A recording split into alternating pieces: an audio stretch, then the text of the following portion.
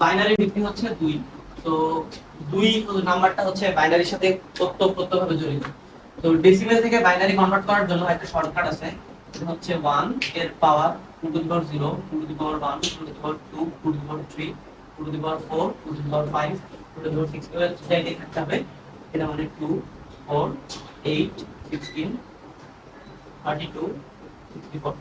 তো রুলসটা এমন যে আমার একটা ডেসিমেলের ভ্যালু আছে সাপোজ 7।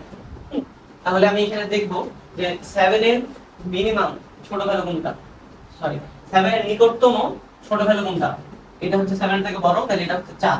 তাহলে 4 এর সাথে আর কত কত যোগ করলে 7 মিলে, 4 5 6 এর আগে 7, এই তিনটাই যোগ করলে 7 মিলে, তাহলে তিনটাতে 1 দিব। এটাই আমার বাইনারি ভ্যালু। আমি যদি একটা ভ্যালু দেখি 10, তাহলে কি 10 কি 16 থেকে ছোট, 8 এর থেকে বড়, তাহলে 8 হচ্ছে আমার প্রথম ভ্যালু। এরপর 8 এর সাথে কত যোগ করলে 10 হয়, 2।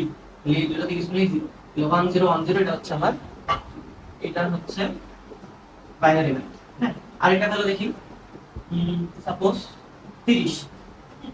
এবার এটা কিভাবে কনভার্ট করব, 30 হচ্ছে 16 আর 25 এর মাঝখানে পাবে, তাহলে 16 হচ্ছে প্রথম নাম্বার 1, 16 আর 8 24, 24